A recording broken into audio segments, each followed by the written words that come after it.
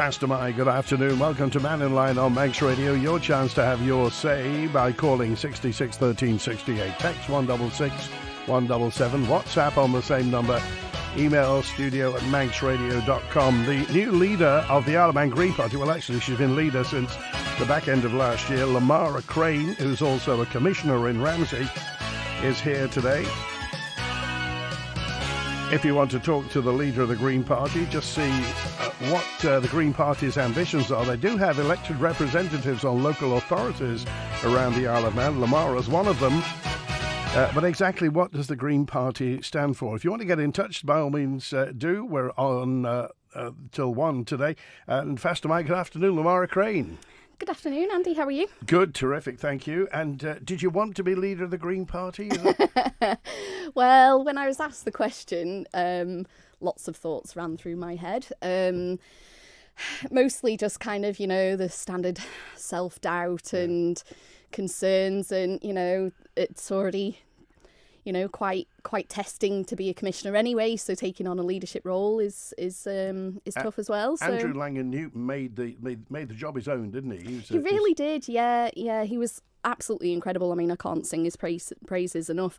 He has, spearheaded the Isle of Man Green Party. He's put in so much time and effort. He does kind of all of the legal and background work. The documents, the letters that he produces are always top notch. And, the Green Party wouldn't be what it is today without him. So I'm really pleased, and it's fantastic that he has decided to stay on as secretary and still work with us and still be a key part of the Green Party. And as you say, you do have elected representatives.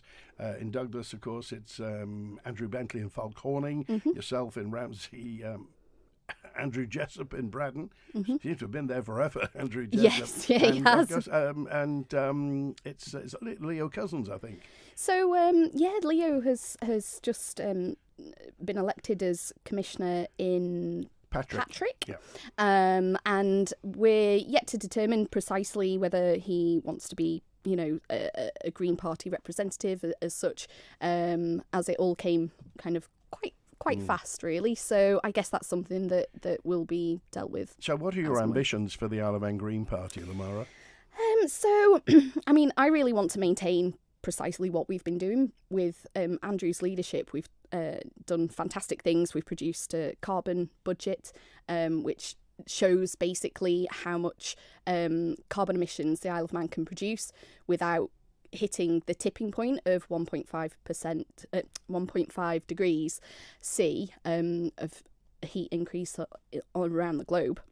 So that helps us, and he's done also lots of other documents corresponding with the DOI about Kroger and the fracking, that they don't want to call it fracking, up at Mackle. So if we can maintain that, that'd be fantastic. And ideally, I would like to see new people join the committee. It'd be great to have some fresh blood, to have some new ideas, to have people, join on, as well as volunteers that can help us pursue the goals that we want to Okay, well, pursue. let's get Kroger out of the way straight away. Oh, no.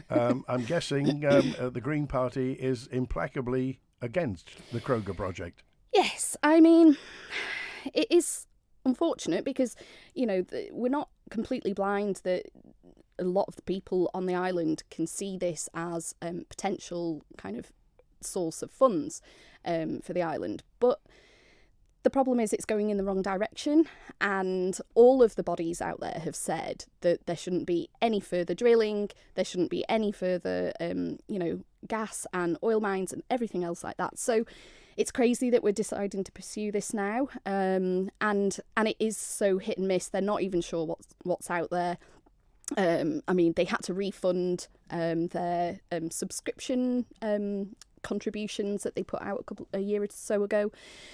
So really, it's just heading in the wrong direction. And what we want is investment in green energy, renewables, and self-sufficiency. We want to be in control of all of the things that impact us. The cost of living crisis is basically down to the increase of fuel prices. So if we can have our own sources of energy, then we don't need to rely so much on this terrible global economy that's been affected by the war and everything else. Well, we'll come to wind farms shortly, on and offshore. But first of all, to the lines, and let's go to Julian. You're live with Lamara Craine, Julian. Hi, Andy, and hello, Lamara. Hi, Julian. How are you? Oh, fine, thanks. Yeah, at least the sun's popped out. That's a good thing. It is a cracking view from up here, I must say. Well, you're up north, aren't you? So you'll get more sunshine than down here. Well, I'm in Manx radio station overlooking the bay at the moment, which is beautiful. Yeah. Interested you mentioned about Kroger getting the gas out. A recent article in The Telegraph titled "Energy Bills Must Rise to Pay for Net Zero," says Siemens Energy boss Joe Kaiser. He goes on to say that higher energy bills are inevitable as turbine makers grapple with huge losses. He says the transformation to renewables will be painful and accuses governments of telling fairy tales to the public about cheaper energy from renewables. He also infers that ever larger wind turbines have led to huge warranty claims, causing Siemens Energy to post a loss of $4,000 million in 2023 alone. And he says if you want to have cheap energy, you need to be gas-fired. That's the cheapest way, the most secure way. If you want net zero, either put your money where your mouth is or rethink your plans for net zero. So if the chairman of Siemens Energy says that energy bills must go up painfully to achieve net zero, don't you think that this is going to result in a lot more people having their energy supplies cut off, as we've seen recently, businesses going under because of higher energy bills? And then you've got the hidden extra cost to us all, which will be more people ending up on benefits through no fault of their own. That's a great question. Can I take these off now? So, that's a great question, and I appreciate that. But this guy's opinion is his own, and I would love to see the data on it. I'm not entirely sure that it isn't just bias and doesn't really back up other investigations and studies that have taken place.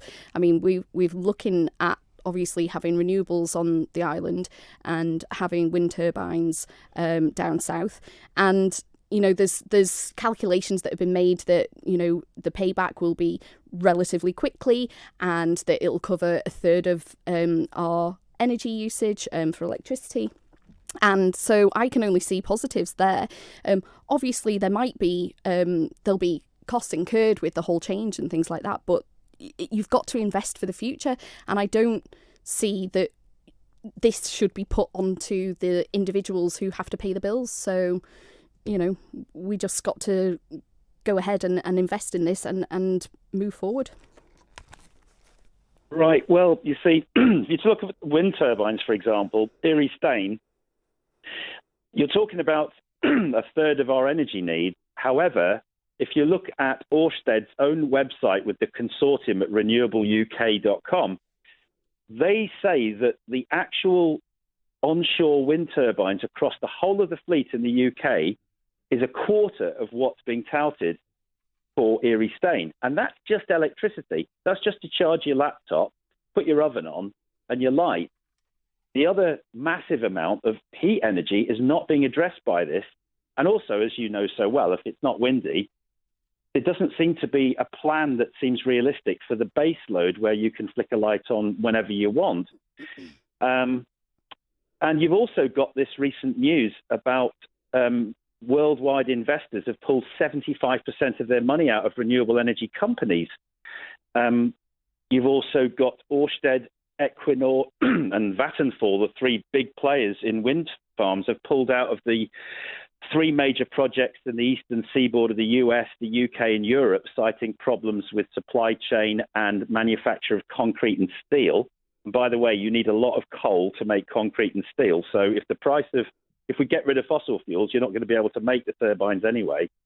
But nobody's saying that you have to get rid of fossil fuels entirely, but the whole point is that we don't want to rely on them in the Isle of Man, and that we should be self-sustainable. We should be able to produce energy, electricity here, clean, that's for everybody, and that we don't have to be at the mercy of what happens around the globe, which we have been And that's why so many people are in trouble now. So many people can't afford their bills and they're being cut off, and, you know, everything's not looking very happy with regards to the cost of living. And that's why there's so many increases with inflation and you know, the cost of food. So if we can make sure that we're not a party to that, I can only see positives, and it will take investment. It will cost money, but it's already happening. So we should really embrace it and see the positives. Final word, Julian. Yeah, I've just questioned that. I mean, if you've got the chairman of Siemens Energy saying this, that it is going to be painful to go to net zero, you know, I would have thought, you know, he controls the largest wind turbine manufacturer in Hull in the UK, employing thousands of British people. If we're not going to take his word for it, who are we going to take the word for it? Okay, all right. Thanks, Julian. That's, I mean, obviously the boss of Siemens is going to be advocating on behalf of Siemens.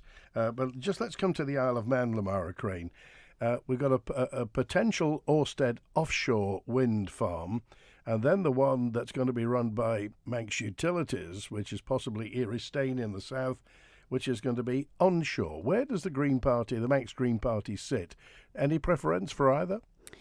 I wouldn't say there's preference. I think there's benefits in both, and I think that we need investment, you know, both offshore and onshore.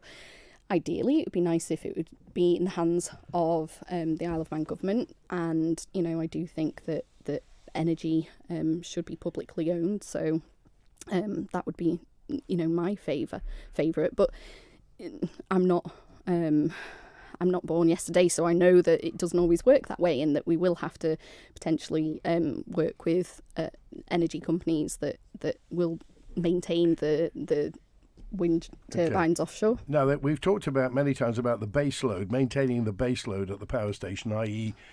Making sure that, you know, people can turn the microwaves on when the wind doesn't blow.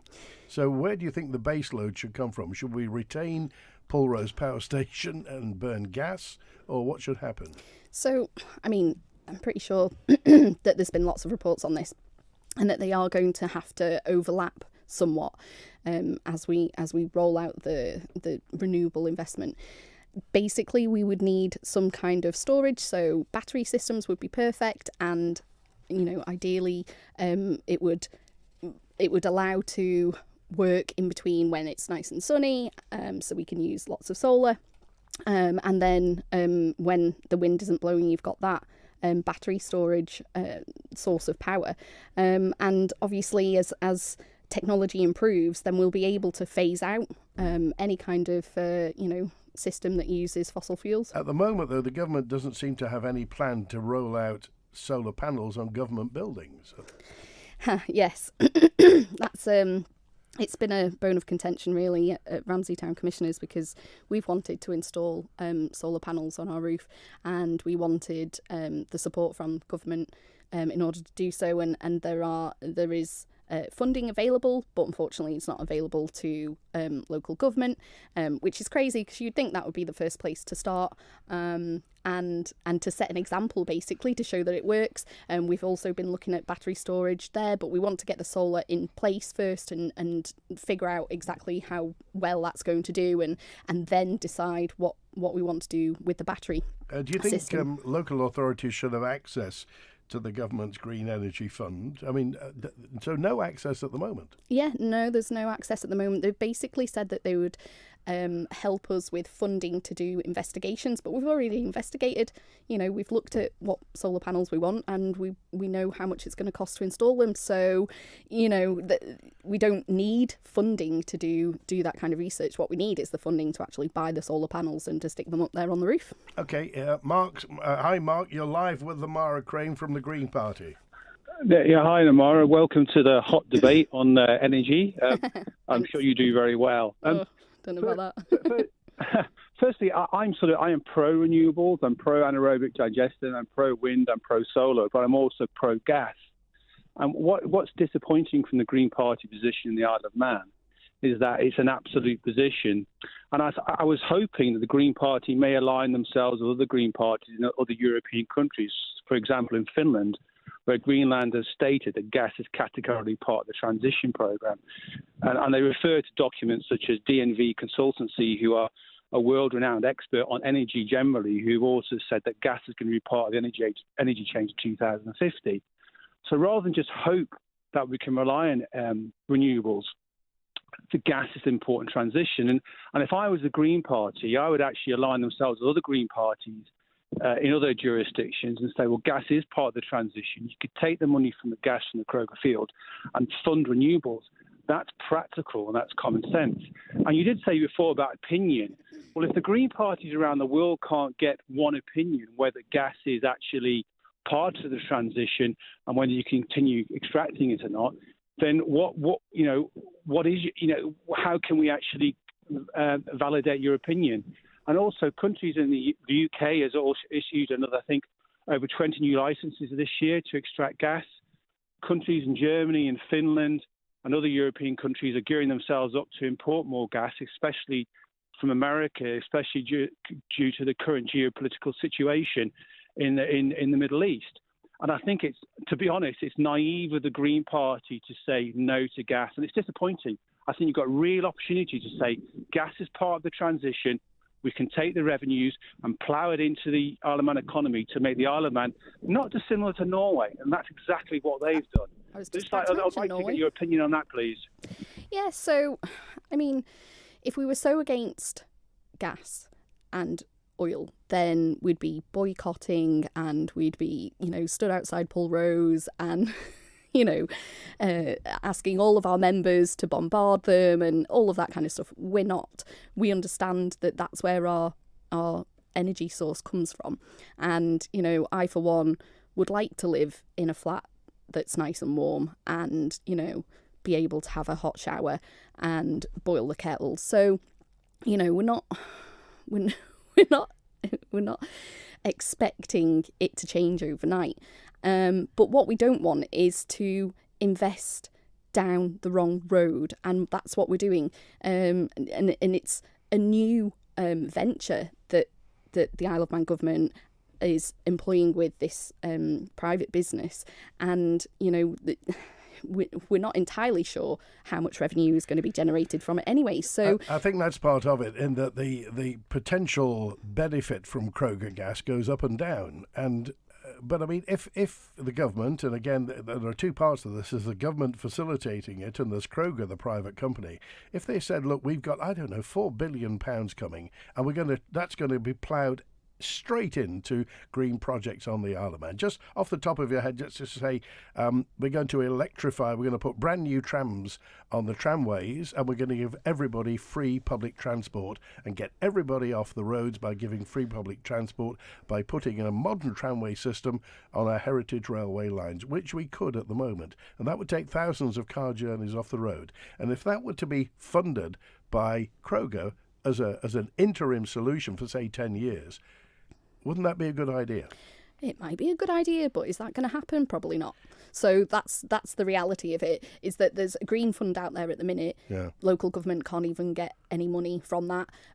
If that promise was to come by from the government, that they would set aside all of the funds generated from the Kroger revenue, then, and put that towards renewables, then the Green Party would make a decision. We'd contact our members, we'd make a decision as a committee, and then see what our stance is. But that's not been promised. So, I mean, it's. Sorry, Andy, can I comment here? By all means, yes. Yeah, it's not just about ploughing money. It's actually the estimated revenue at the moment is 12 billion, which the government will get 5 to 6 billion. And yes, you're basically saying, because it's an if, and it is an if, they might drill, and if they drill and the pressure's not there, we walk away. But if it happens and the revenue actually comes into the Isle of Man, it won't just be the green energy. It'll be hospitals, it'll be schools, it'll be infrastructure. And the Green Party has a real opportunity to talk to Kroger and say, or talk to the government and say, okay, if the gas happens, and it is an if, as you say, then some of that funds will be directed towards making the Isle of Man a greener place. And just to categorically state that you mentioned fracking before. Kroger have categorically stated, and also the geoscientists are categorically saying it's not fracking. So please, I'm being a bit harsh in your first call, but it's not fracking, because what you say actually matters. That's all I've got to say. All right. Andy. Appreciate that. Thanks for calling today, Mark. And here's Howard on Mannin Line. You're live with Lamara Craine, leader of the Green Party. Howard. Good afternoon, Andy. Good afternoon, Lamara. Hi, Howard. We have met before, up amongst the trees out at St Mark's. That was a while ago now. It Beautiful was day, that, though. yes, but it worked. It did. The question I want to ask is, what are the views with the Green Party as regards, starting from the beginning, when the UK were putting up wind turbines, heavily subsidised by the UK government, which is gradually being whittled away now, but when you read between the lines, the charges that were being made for electricity through the normal means, gas, coal or nuclear, were at a particular rate, but the companies who were putting up the wind turbines wanted a much higher guaranteed rate for the electricity. And this then gave them a healthy profit on it. Is there any concern that the Isle of Man government, the MUA, in their rush to put turbines up here on the island, are going to looking for subsidies from the Isle of Man government? And are they going to establish a rate which is much higher, and we already have the dearest electricity in Britain? It's just gone up to 31 pence a kilowatt. Are they going to guarantee a return figure for the MUA? Have you heard anything on those lines? No, I haven't heard anything on those lines, and I guess that's something that, the people of the Isle of Man should be asking the MUA, especially ones, I guess, that are against the turbines being erected down south. So, but it seems like it makes sense, because they would want to make sure that the investment that they're making pays back to them. But I mean, there's nothing that I've heard of that would indicate that that's going to be the case here. And I don't necessarily think that they're rushing the installation of these turbines. It's been talked about for quite some time. Professor Curran released his report in 2019, I think.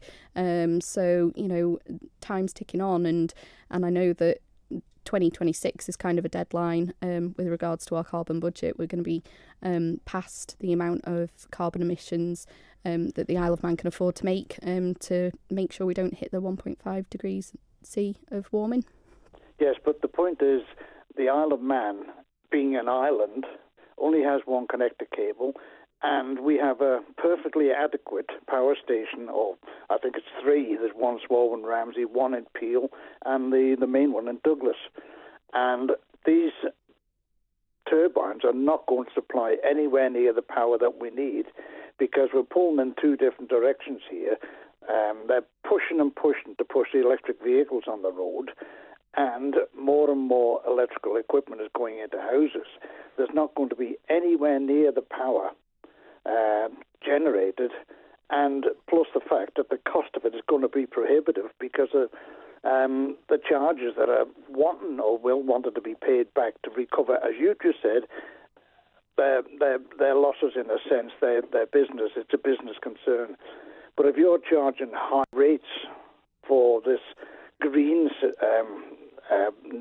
net zero, if you're charging high rates of that, then there's an awful lot of people going to move off the island with their businesses. Okay, all right. Thanks, Howard. Thanks, Andy. Good to hear from you. Just so categorically on the record, Lamara Craine, where does the Isle of Man Green Party stand with the wind turbines at Erie Stane in the south? For or against? It would be for, because it aligns with our principles, and we do want to see renewables being installed on the island, and that's where we want to have our self-sufficiency from. Okay, Lamara's with us through till 1. By the way, you may like to just put a note in your diary for next Tuesday, the 6th. We'll be talking about the wind farms and the process behind it. Lizzie Riley from Manx Utilities will be on Mannin Line, along with two members from Wardell Armstrong, the consultants that are looking at this new wind farm. Paul Evans and Ian Ramsbottom will be here from Wardell Armstrong, along with Lizzie Riley from Manx Utilities next Tuesday. Hello, this is Manx Olympic snowboard athlete Zoe Gillings-Breyer. I want to wish Manx Radio a very happy 60th birthday. At HSBC, we're here. And here. So you can go here. Or just chill in your own space here. We're here for all your banking needs. Pop into your local branch or book an appointment online. HSBC, opening up a world of opportunity.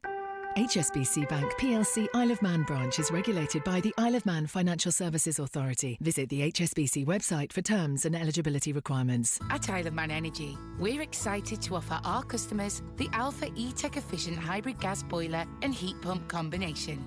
This state-of-the-art hybrid boiler causes minimal disruption to your existing heating system, making it simple to upgrade. Priced from just £65 a month and with 6-year warranty as standard, which can be extended to 10 years, what are you waiting for? Register for a free consultation at isleofmanenergy.im. Do you know a scrap man? 'Cause I've got scrap to clear. Causing copper, brass and lead, and I need cash for beer. What? You don't know a scrap man? Gastains of Vauxhall is the one for you. Gastains will take all scrap metal and is also licensed for dry cell and lead acid batteries. So don't delay, ring 801 337 now. So now we know a scrap man and all our scrap's been cleared. Ring 801 337, then have cash for beer. Call cost dice today and get yourself a beer. Having secured their first win of 2024 last weekend, can FC Isle of Man get the job done again when they return to NWCFL Premier Division action this weekend? The Ravens are back at the ball once again this Saturday, with Skelmersdale United the latest to head to Manx Shores with a point to prove. Join me, Rob Pritchard and Tony Mepham for FC Isle of Man versus Skelmersdale United, kicking off at 6 p.m. on Saturday. Manx Radio will be providing full live match commentary on our DAB and AM 1368 channels. Live coverage of FC Isle of Man on Manx Radio is supported by Selton, investing in our community. The Mannin Line with Andy Wint. And Lamara Craine is in from the Green Party today. Eddie, you're live with Lamara Craine. Cheers, thank you. I've just spent possibly 18 months doing studies and so forth and trying to find out as much as I can about wind turbines. And for the last, 3 or 4 weeks, I've been actually putting all them facts onto the radio. The facts are that you're the Green Party, you call yourself, but there is nothing whatsoever green about wind turbines. I think I've explained that you need 2 football fields a day cut down just to get the balsa wood. They're not recyclable. You're going to knacker up all the heathland to dig out and put concrete bases in, you name it, on and on. So the first question, if you can give us an answer to that, I've got 2 or 3 questions, but how can you call yourself green and then say you're going to go, you are for wind turbines? So, well, I think maybe you need to spend some more time doing your research, because wind turbines are recyclable, and the fact is that they produce an energy source that doesn't produce emissions. There might be some emissions in the manufacturing of them and in the installation, but thereafter it stops. So you would have the same if you built a power plant, or you built something in the sea to drill gas. You would have carbon emissions created from all of that manufacturing process and the installation process. And then you would have more emissions thereafter, and continually. So the fact is that once the turbines are installed, then we get energy that doesn't produce any emissions whatsoever, and is, reliable in the sense that it's not at the mercy of economic situations around the world. It's only dependent on the wind, which we have a lot of, by the way. It's always windy. And if it isn't windy, which is very rare, then we've got the potential to use solar. So I don't think you're right, and I think that that it's just not factually correct. Sorry. Okay, all right. Next question, Eddie. The next question is, if, for instance, you go ahead with this lunacy, you sounded very nervous about your answers there, but if you was to go ahead with this, the taxpayers of the Isle of Man would be paying out, if we get, like you say, we need self-sufficiency about them. What would happen if, like I have suggested, everybody in this particular area is going to fight this, and you'll end up taking them down again, right? With that possibility in mind, why would you want to spend £700 million of taxpayers' money for something that's not very reliable anyway? I disagree with what you said. So why would you do that? Okay, well, that's more a question for Manx Utilities and the government. I mean, it just so happens that the Green Party happens to concur with that. So yeah, but everybody's got the same consideration. We all have to think, yes, that is a possibility. Yeah. The third question is this. You're going along with this Green Party policy of net zero by 2050, is it? Something? It'd be preferable if it was 2035. 2035, right. Preferably. Everywhere else in the world is opening up mines, oil wells, you name it, everywhere. And I don't know how many people have told you this. We breathe the same air and we get the same water in the sea as they do. If they pollute in the other side of the world, it eventually comes right round to us. So no matter what we do, we will never, ever get to this net zero. It's just impossible when the rest of the world is not even adhering to some of what you're suggesting. But we should go to alternatives because wind turbines are not green. They are an alternative source of energy. Not a very reliable one like solar, but there are dozens others out there. So why on earth can the Green Party not go to some of these other possibilities? Okay, well, actually, thanks, Eddie. That ties in with a note I've also had in. Nobody's mentioned thorium nuclear power as a green energy source. And these new mini nuclear power stations, basically the ones that power nuclear submarines, bringing those on land and having mini nuclear power stations.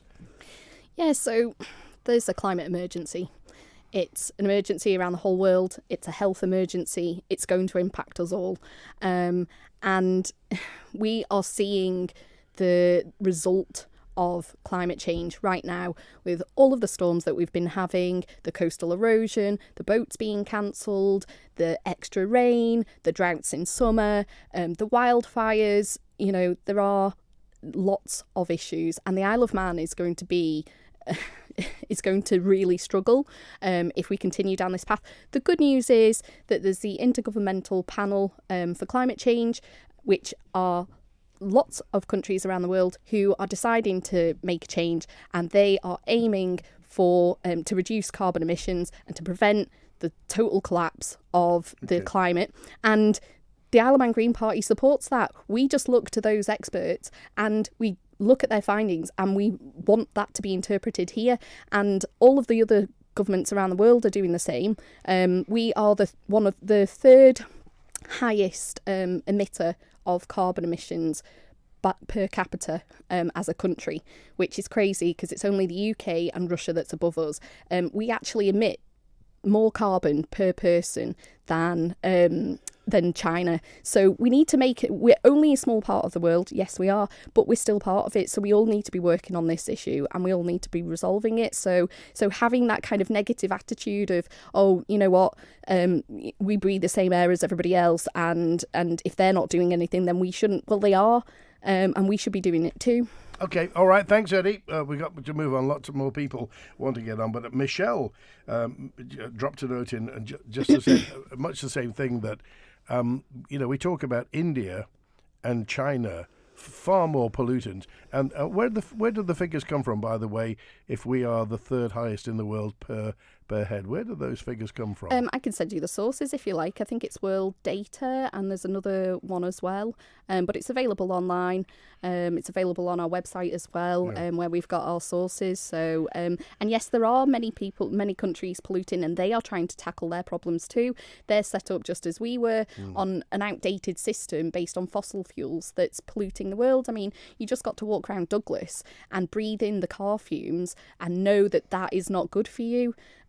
So we need to change it, and we need to stop kind of like thinking that this is just an agenda, when really we're just trying to make the world a better place and move forward. You know, there's children who were interviewed years ago and said, what will it be like, you know, in 2020 and all those other, you know, dates ahead in the future, and they thought it was going to be futuristic when really we're just stuck in the past. So we do need to move forward, and we need to make things better. Nuclear power.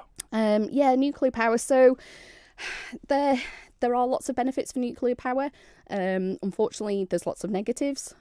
Negatives are quite well known, I believe, so I'm not going to teach Granny how to suck eggs on that one. I think that for the Isle of Man, it wouldn't be worth investing in for the population. I believe that there's smaller reactors that they're looking at as well, but as far as I'm aware, it wouldn't suit the Isle of Man. I don't have any figures on it. Well, they are precisely. Billions. They're billions of pounds. Yeah, they're super expensive. It would be far more electricity than we could use, but we could export it as well. And also, just a question of other countries hitherto which had a green agenda, and suddenly, like Ireland, is going for offshore gas. They're going to their offshore gas reserves. And because at the moment, Norway, everybody seems to be drilling. If President Trump becomes president again, his mantra is drill, baby, drill. That's what they want to do. So in the face of everyone else reopening fossil fuel outlets, we being a tiny speck in the great spectrum of things, what does it benefit us? Well, I guess I look at it like the government's going to do what the government's going to do, and we can only oppose things that we think aren't a great idea for the Isle of Man. And that's what we think. We don't think it's a great idea. We understand that there might be revenue generated, but we shouldn't be investing in that. We should be generating revenue from something that isn't going to damage the environment, isn't going to damage our health, isn't going to damage the climate, and stop pretending to ourselves that this is the future.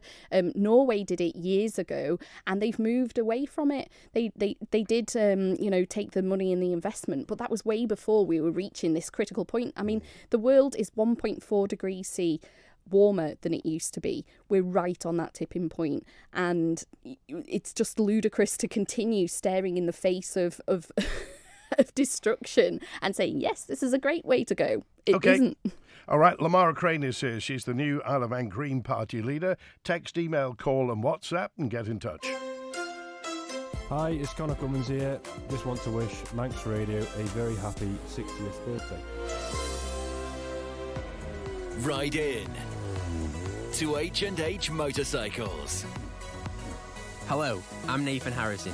For motorcycle sales, service, repairs, tyres, suspension including upgrades, or full long-term restorations, choose the team that builds race-winning bikes. H&H Motorcycles on South Quay Industrial Estate, Douglas. Job done at H&H Motorcycles. H&H Motorcycles. Your bike couldn't be in better hands. Crossroads Isle of Man. The Crossroads Manx Workshop helps islanders with disabilities and health conditions, providing paid employment, making a range of high-quality products, from benches and shelves to cabinets and tables.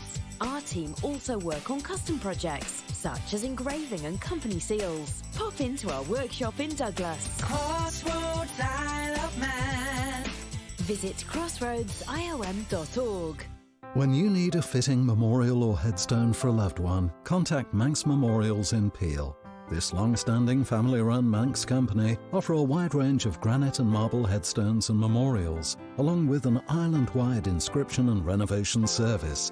Manx Memorials skilled professionals will take the time to help you choose a suitable memorial, and we're proud to say we'll beat other local quotes. Call 843-861 or email matthew@manxmemorials.co.uk. With Ellen Vannin Fuels, home heating oil is made easy.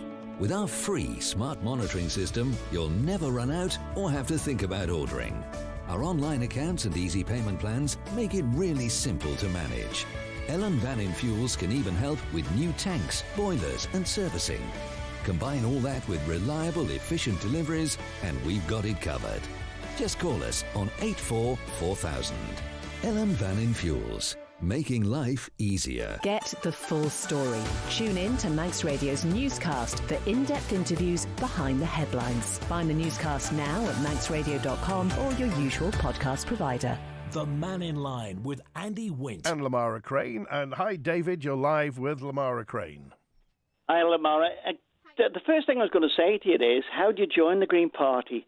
Because I'm thinking of doing it, if you'll have me. That's the one big thing, or it could be a minus thing. But I just want your little views. Well, you're quite correct. It's to do with lobbying this government we've got. Is how can't local authorities get funding?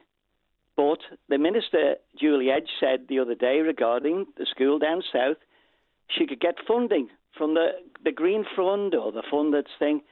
2 standards. It's amazing you can have 2 standards. Government can do this, but nobody else can do anything else. And the other thing I just want to ask too is, please lobby all the time, because there are organisations out there, not-for-profit, charities and whatever, who can't tap into the green funding because it's not permissible. Why can't somebody just change the mechanism to have funding done? And we can do something on the island. PV panels. I've got photovoltaic tubes on my garage. There's a bank at 20 producing hot water today. I'd love to have PV panels. And Andy, the final thing, it's annoying. The guy keeps ringing me from England to say to me, I can put PV panels into you for free or next to nothing. But when I say I'm in the Isle of Man, the answer's no. Mm-hmm.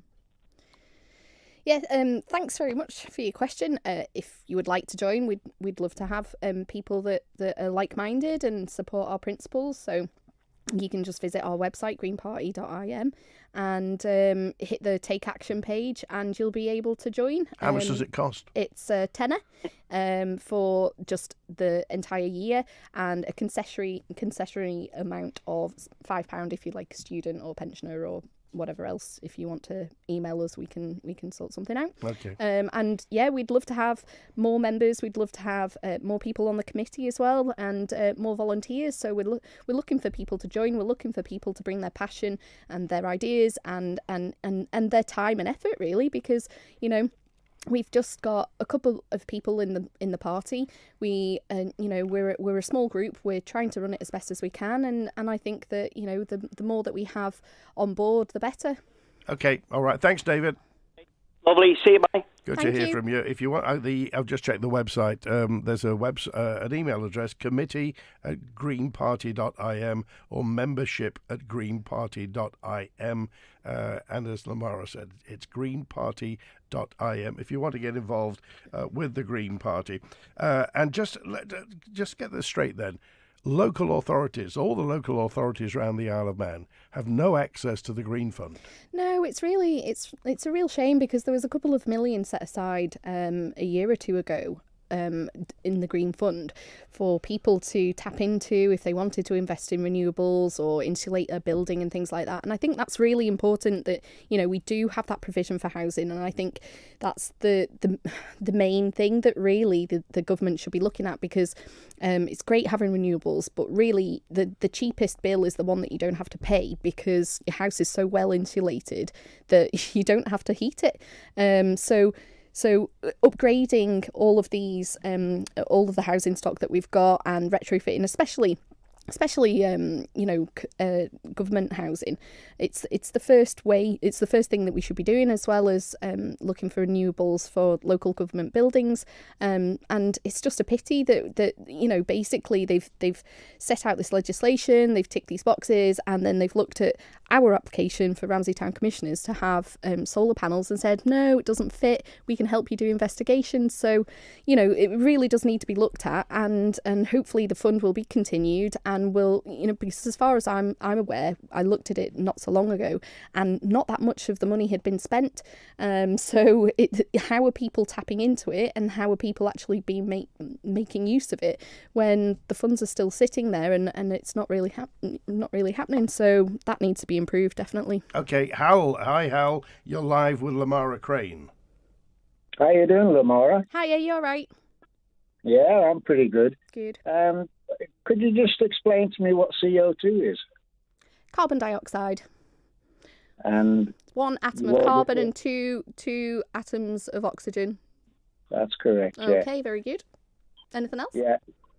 Do you agree that CO2 is a plant food? Did you say climate food? No, I said a plant food. Plant food? Yes, plants do use carbon dioxide, yeah. But anyway, I'm not gonna sit here and debate with you about the reality of climate change and scientists, blah blah blah, because I'm sorry, I don't know what your qualifications are, but 99% of scientists understand the climate. They understand climate change is real. So either get on board or go back to the dark ages. In other words, the very thing that you should be discussing, you don't want to discuss because you won't. Okay, so do you have a question, Hal? Yeah, the question is that CO2 is a plant food. It's used by plants to grow. We eat plants. Farmers produce crops for it. Animals need the plant food to be there, otherwise they wouldn't have anything to eat. We survive simply because of CO2. And you're making out like that it's some sort of poison in the air, which is dangerous, which we must get rid of. I don't understand that argument. Okay, so I'm really sorry you don't understand it, but what you've just basically illustrated is kind of a primary school level of how carbon works and how plants work. But luckily, there are people that are far more qualified than that and understand it. And carbon dioxide basically creates an atmosphere where the globe is warming, and it's far more technical than what you've just described. It's a pity that that maybe you haven't seen the information that's out there, but it is available, and I'd encourage you to have a look into it further. Okay, all right, thanks for that. Thanks, Hal. Good to hear from you. Alan, you're live with Lamara Craine. Oh, hello there. Oh, Hiya. Qualifications? I have a degree in geography. My wife is a degree in geography and is a fellow of the Royal Geographical Society. So would you say that I'm fairly well qualified to speak on the subject? I mean, I don't know what your expertise is in climate change, but I guess you're you're quite well educated. Oh, yeah, I am, yeah. What I'm concerned about is the fact that when you talk about us being the third biggest polluter in the world, for example, the reason they come to those conclusions, one of the reasons is the number of cars we have and vehicles we have per capita on this island. That's one of the major reasons we are a big polluter, in theory. But we're not really, because I know someone who has 10 motorcycles and 3 cars, but he only rides one at a time. He has them, but he doesn't ride them. Yeah? Okay, go on. Right. That's one of the main reasons. The other thing is, where I live in Ramsey, in Maccles, 10,000 years ago, there was a half kilometre thick sheet of ice over my property. So climate change is nothing new at all. In the 1970s, when I was a student, I had Professor this and Doctor that lecturing me saying by the year 2000, there will be no oil. It's nonsense. They were talking about a hole in the ozone layer. Nonsense. It's gone. Finished. You're dealing with companies who were peddling offshore wind, as, for example, Ørsted are, as a means to generate green electricity. But what they're not telling you is that Ørsted lost 58% of its share value last year because it couldn't make any money out of wind. And our government's in bed with these guys, and they're going to spend hundreds of millions of pounds of our money and bankrupt the island. Anything we do to alleviate climate change, it's the equivalent of, imagine a football, and that's the planet Earth. The Isle of Man is a grain of sand stuck to that football. You can't do anything about it. Even if even if what you were doing actually was changing things, it's going to be such a small effect. It's just not worth doing, and will bankrupt the economy. Okay, all right, Alan, we appreciate that point. I was going to come to that because several people have sent messages in, Lamara, in terms of catastrophizing things and just the worst possible scenario, and saying things like, the wildfires, this and the floods and the storms and what have you, and trying to frighten people into following your philosophy. Do you get that? Yeah, it is frightening, but it's a reality. The amount of storms that we've had this year in comparison to previous, there's been, they've released data about how the island is warming. I mean, these are just facts, and as time carries on, people will see, because it is changing. So one thing you mentioned about the weather out at your house above Ramsey, it is weather, that's not climate, so you've got to take things as a whole. But the fact that extreme weather events will happen is part of climate change. So and also you mentioned about cars. So cars is only the fourth emitter. The first emitter is gas and oil heating, and the second is electricity generation, and they're way higher. So okay, all right, we appreciate that. Thanks for being with us today. Out of time. Will he come back later on this year? Tell us more about the Green Party. If you want to get it, when's the AGM, by the way? So we'll be having an AGM in autumn, and that's when the committee members will be elected. So if anybody would like to come forward and join us, then please get in touch. Okay, Andrew Jessup at Bredon, Andrew Bentley and Falk Horning in Douglas, Lamara Craine in Ramsey. If you want more information, you can get in touch by going to greenparty.im. Agree or not agree? It's a conversation that we have to have. Thanks for being with us today. Thanks to Chris Quirk on the phones. Back tomorrow with an open line on Mannin Line. WINT. In our quest to remove all single-use plastic from our milk packaging,